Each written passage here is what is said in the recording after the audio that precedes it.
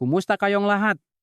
Ako si Dr. Lorenzo Mendoza, isang doktor na may 35 taong karanasan at ngayon ay susuriin natin ang paksang ang broccoli, lason o gamot para sa diabetes at sakit-sakit ni mga ginang at ginu. Tingnan ninyong mabuti ang broccoli na ito.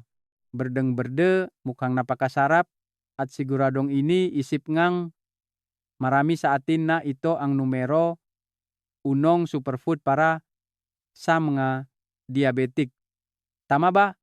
Lubos akong sumasang-ayon, ngunit mayroong isang nakatakot na katotohanan na ilan lamang ang nagsasabi sa inyo.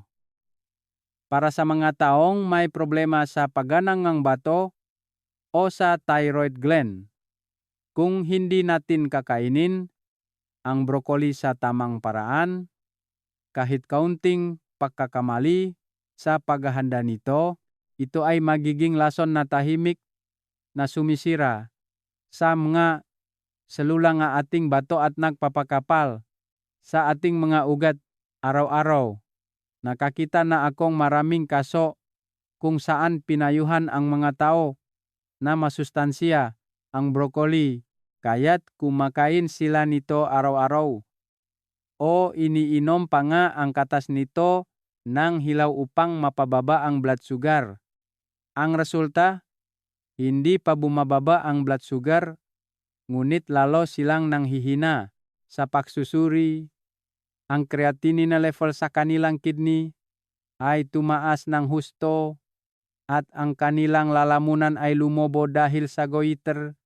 Kaya paano natin gagawing gamot ang lason na ito? Paano natin kakainin ng broccoli ng sabay na nililinis ang ating mga ugat at ligtas para sa kidney?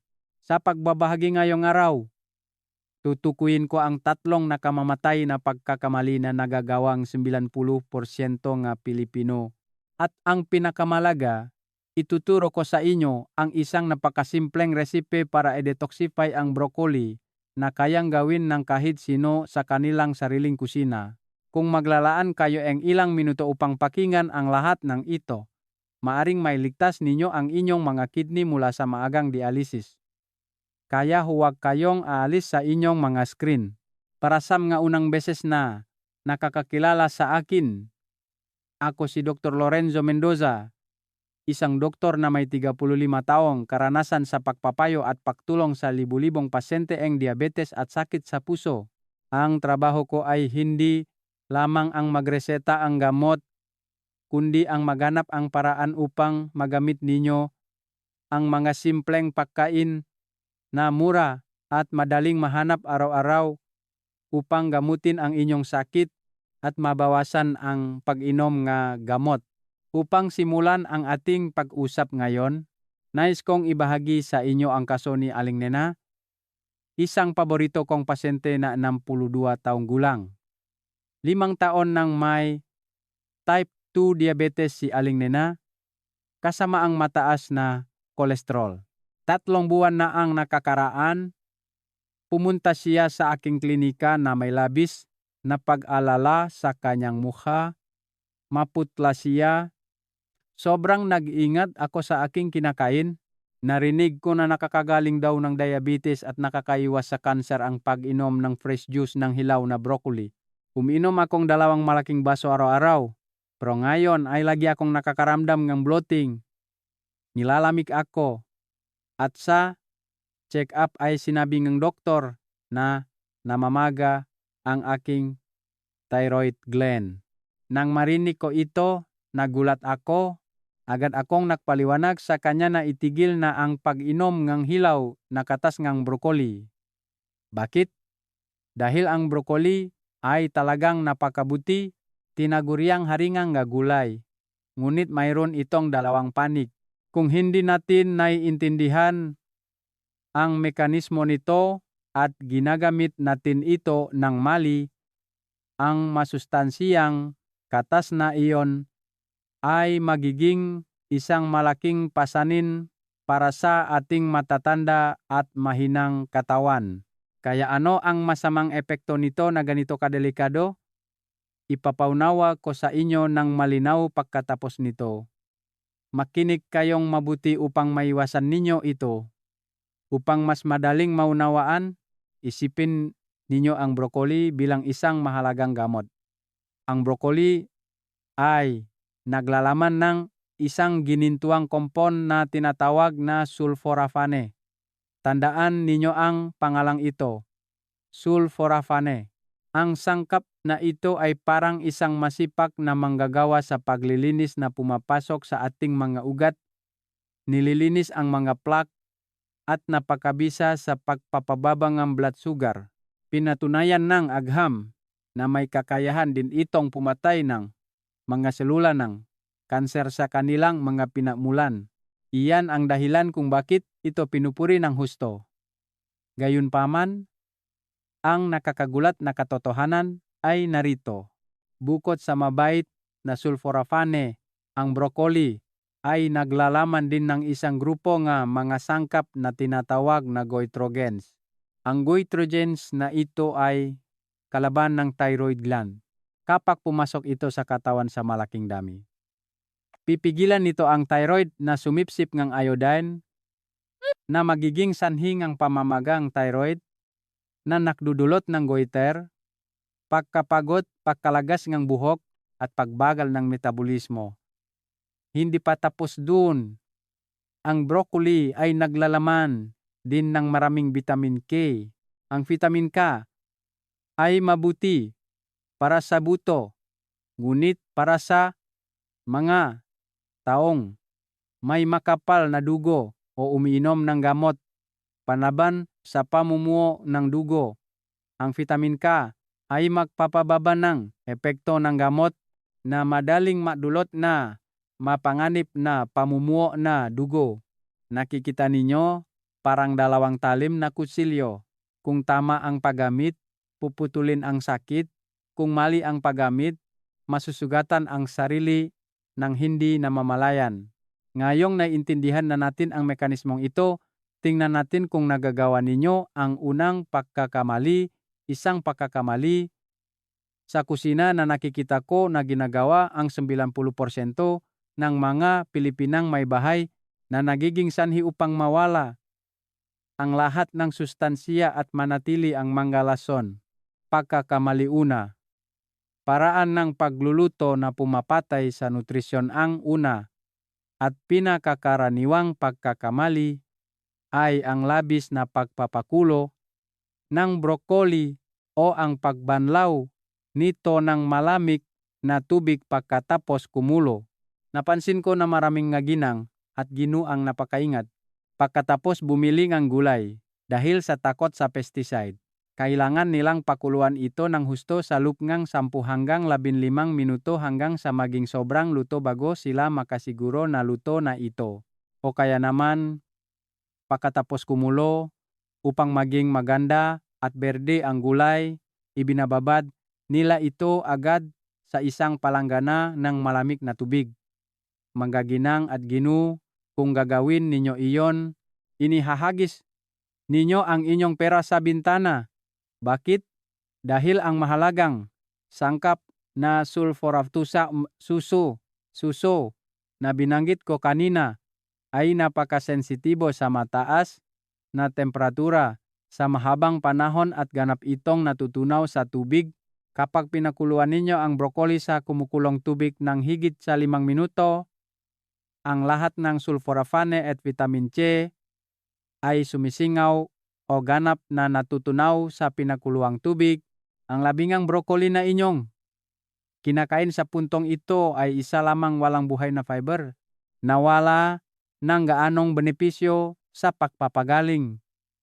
Busok lang kayo nito, ngunit ang mga selula sa inyong katawan ay labis na nagugutom sa nutrisyon. Marami ang nagsasabi sa akin ay sayang naman, inumin ko na lang din ang pinakuluang tubig para masustansiya. Maganda rin ang pag-inom ng pinakuluang tubig ng gulay.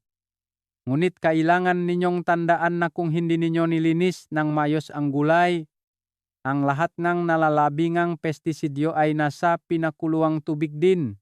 Kung iinumin ninyo iyon, para lang kayong nagdaragdag ng lason sa inyong katawan. Kaya, ano ang solusyon? Sa halip na pakuluan, mag-steam. Ang pag-steam ay nakakatulong upang mapanatili ang hanggang 90% ng mga bitamina at medicinal properties. At ang mahalaga, huwag mag-steam ng masyadong matagal. Patayin ang apoy kapag luto na. Kung gaano katagal ang pinakamainam na oras ngang pag-steam upang ma-activate ang medicinal properties, ibibigay ko sa inyo ang detalyadong gabay sa solusyon mamaya. Ang pagkakamali sa pagluluto ay nakakawala lang sustansiya. Ngunit ang pangalawang pagkakamali ay ang tunay na dahilan kung bakit maraming tao ang nakakaranas ng hypothyroidism at problema sa tiyan. Makini kayong mabuti upang makita kung ginagawa ninyo rin ito. Pagkakamali dalawa. Walang pinipiling pagkain ngang hilaw o pag-inom ngang katas. Ang pangalawang pagkakamali ay ang kwento ni Aling Nena na binanggit ko kanina. Ang patuloy na pagkain na hilaw na broccoli o pag-inom na hilaw na katas nito kamakailan. Napansin ko ang isang trend sa social media, ang green smoothie, na kung saan ay pinahalo-halo ang mahilaw na gulay at prutas upang inumin para sa detox. Maraming kabataan ang nakakagawa nito at nakakaramdam ng sigla, kaya't ipinapayo nila ito sa kanilang mga magulang at lolo't lola. Ngunit maginang at ginu, ang katawan ng mga matatanda, 50 o 60 taong gulang, ay ganap na naiba sa katawan ng isang 20 anyos. Una, ang digestive system nga matatanda na may diabetes ay madalas na mahina. Ang hilaw na broccoli ay naglalaman ng maraming matigas na fiber at isang komplikadong asukal na tinatawag na raffinose. Hindi ito kayang tunawin ng ating tiyan at kailangan pang i-ferment ng bakterya sa bituka. Ang proseso ng fermentation na ito ay naglalabas ng maraming gas. Kapag ginakain ninyo ng hilaw, magkakaroon kayo ng bloating, kabag at discomfort sa buong araw na nagpapababa ng inyong gana sa pagkain. Pangalawa, at mas delikado, ay ang goitrogen na nakakapinsala sa thyroid na binanggit ko sa mekanismo. Kapag niluto, ang init ay nakakatulong sa paghiwa-hiwalay ng sangkap na ito na ginagawa itong hindi mapanganib. Ngunit kapag kinakain ninyo ng hilaw o iniinom ang katas nito, direkta ninyong inilalagay ang malaking daming thyroid inhibitor sa inyong katawan. Iyan ang dahilan kung bakit si Aling Nena ay nagkaroon ng namamaga na thyroid pagkatapos uminom ngang katas sa loob ngang 3 buwan. Kung humina ang thyroid gland, bumabagal ang proseso ng metabolismo, lagi kayong makaramdam ng pagod, madaling tumaba, at mas mahirap kontrolin ang blood sugar. Kaya ang payo ko ay, para sa broccoli, kailangan ninyo itong laging lutuin. Ito man ay steam, sautéd o nilagang sabaw. Ang init ay isang kinakailangang elemento upang sirain ang natural na lason nito. At tungkol sa dami, tandaan ninyo ang patakarang ito. 150 hanggang 200 gramo bawat araw. Ibig sabihin ay mga 1 tasa na puno at 2 hanggang 3 beses lamang sa isang linggo. Huwag itong kainin araw-araw. Ang labis na kahit anong bagay ay hindi maganda. Hayaan ang katawan na magkaroon ng oras upang sumipsip at maglabas. Ngunit tiyak na may magtatanong sa akin, Dok, kung mayroon akong stage 2 o 3 kidney failure, pwede pa rin ba akong kumain nito? o kailangan ko itong iwasan ng lubusan? Ang sagot ay nasa ikatlong pagkakamali na.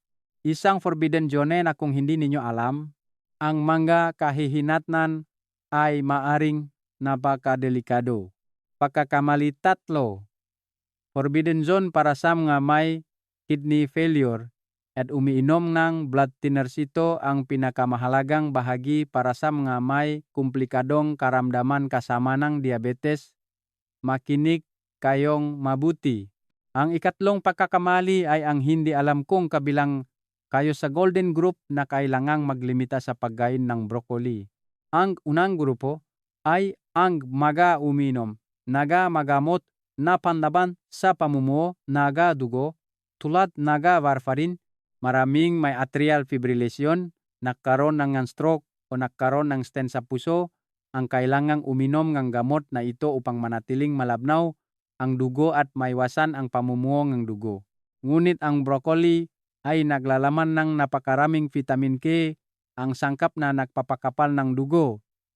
Kapag kumain kayo ng labis na broccoli, ang vitamin K ay magpapababa ng bisa ng gamot na magpapawalang saysay dito.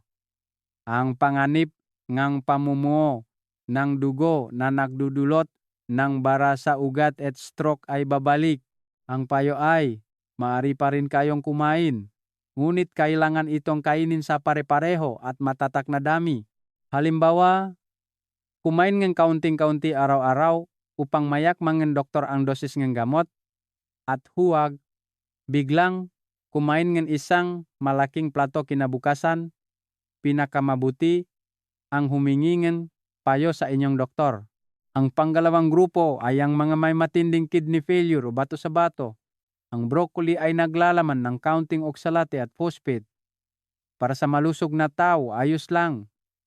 Madaling nasasala ng kidney. Ngunit para sa mga may kidney failure, kung saan nasira na ang filter, ang pahihirap ng kidney upang magsala ng potassium at phosphate ay isang napakalaking pasanin.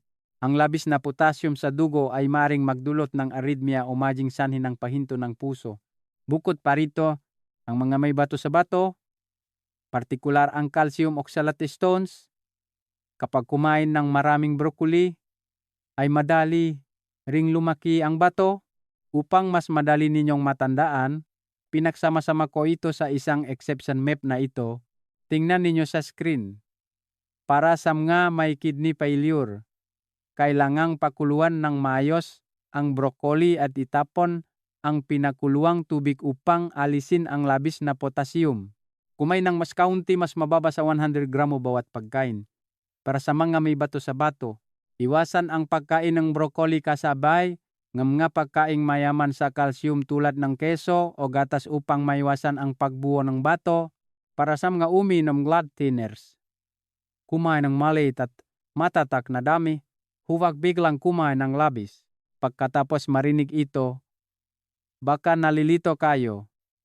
Naku, bakit ang komplikado naman? Kakain lang ng gulay, nakakatakot pa. Huwag kayong mag-alala. Binanggit ko lang ang mga panganib upang maiwasan ninyo. Ngunit ngayon, may magandang balita para sa inyo. Ituturo ko sa inyo ang isang magic na resipe na may 3 hakbang. Ang paraang ito ay pinatunayan ng agham na nakatulong upang mapanatili ang 100% ng sulforafane habang pinapalit ang mga side effect. Handa na ba kayo ng papel at panulat? Isulat ninyo agad ang recipe na ito. Ito ay isang lihim na ilan lamang ang nakakaalam. Kahit maraming chef sa restaurant ay nakakamali. Hakbang 1. Hiwain ng maliit at ang panuntunan na 40 minuto karaniwan pagkatapos bumili ng broccoli. Hinuhugasan natin ito, hinihiwa at inilalagay agad sa kaldero para lutuin. Tama? Iyan ay isang pagkakamali. Ang broccoli ay may 2 sangkap na hiwalay. Kapag hiniwa natin ito ng maliit, nasisira ang pader ng selula. Nagtatakpo ang 2 sangkap na ito at sa tulong ng isang enzyme, nabubuo ang sulforafane, ang sangkap na panlaban sa kanser. Ang prosesong ito ay nangangailangan ng oras. Kung lulutuin ninyo agad, papatayin ng init ang enzyme na iyon. Hindi pa nangyayari ang reaksyon. Ang tamang paraan ay hiwain ninyo ng maliit ang broccoli. Hayaan itong nakahinga sa loob ng 40 minuto o hindi bababa sa 30 minuto bago ninyo lutuin. Sa puntong ito, kahit lutuin ninyo, nabuo na ang sustansiya at hindi na ito mawawala. Ito ay isang napakagandang tip sa nutrisyon. Hakbang 2. Steam lang hanggang maluto tulad ng sinabi ko, ang pagpapakulo ay nakakawala ng sustansiya. Gumamit kayo ng steamer. Pakuluan ang tubig at ilagay ang broccoli na nakahinga na ang 40 minuto. Ang ginintuang oras ay 3 hanggang 4 na minuto. Sa puntong ito, ang broccoli ay magiging magandang emerald green at mayroon pa ring malutong na texture kapag kinagat. Ito ang oras kung kailan pinakamataas ang damingang vitamin C at sulforaphane. Huwag mag-steam ng higit sa 5 minuto. Magiging malambot at dilaw na ito at hindi na masarap. Hakbang 3. Magdagdag ng katalis pagkatapos mag-steam, ilagay sa plato upang mapalakas ang broccoli. Maaari kayong maglagay ng konting mustard powder kung mayroon. O mas simple, pisilin ang konting katas ng kalamansi o magdagdag ng ilang hiwa ng bell pepper.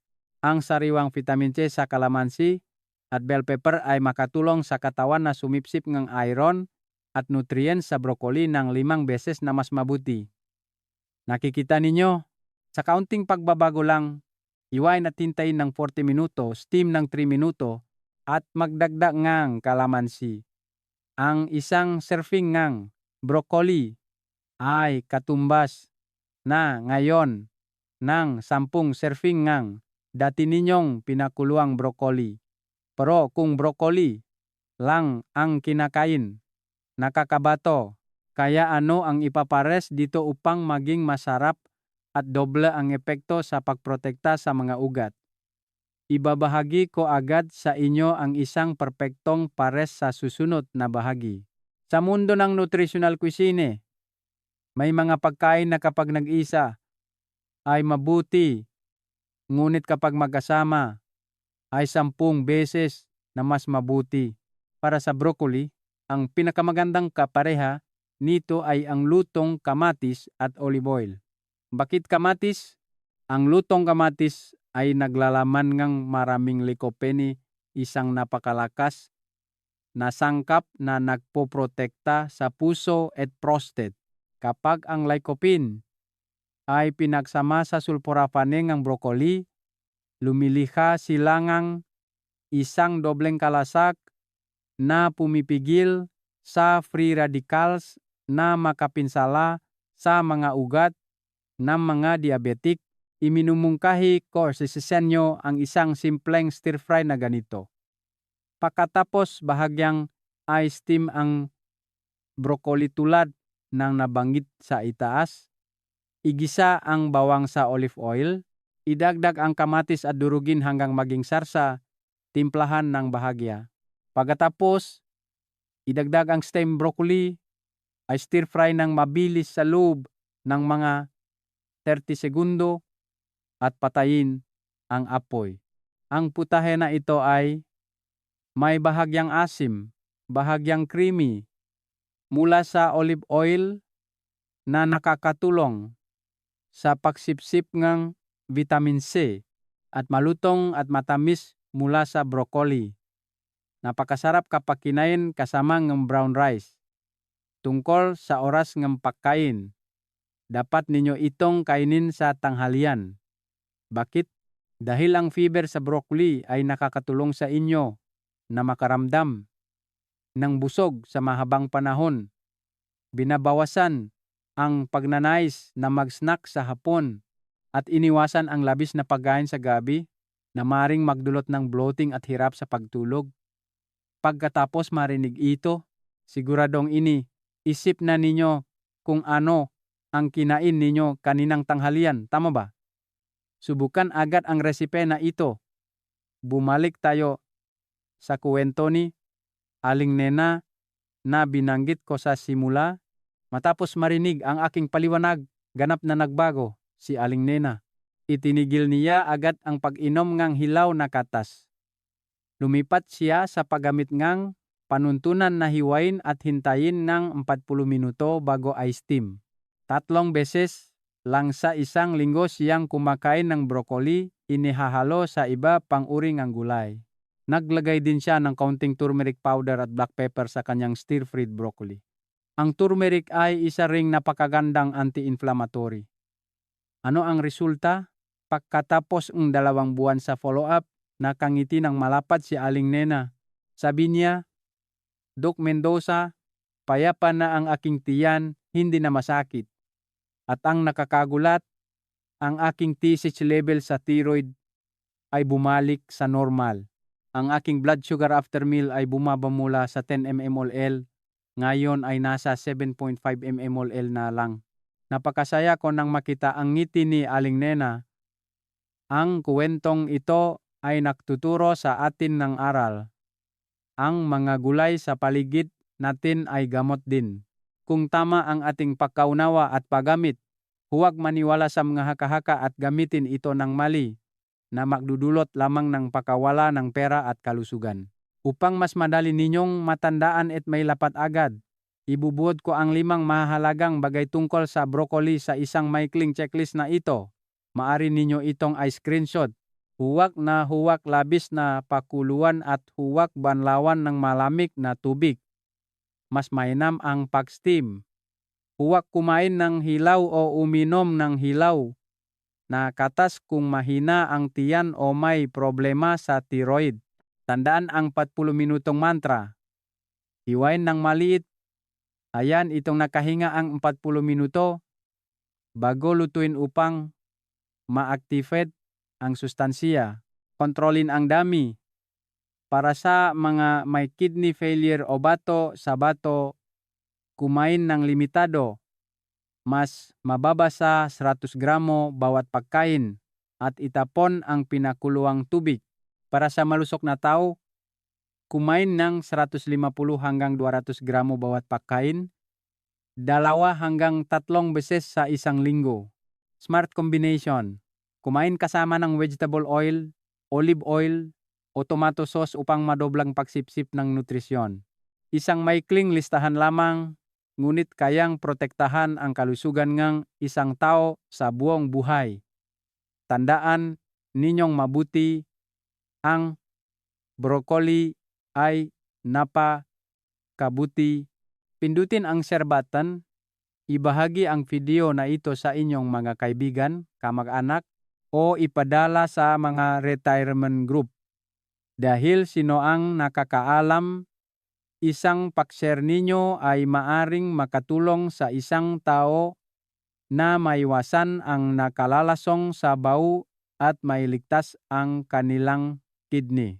Nawa magkaroon kayong isang payapang araw, masarap na pagkain, mahimbing na pagtulog, at laging matatag na blood sugar. Paalam at makita-kita tayo sa susunod na video.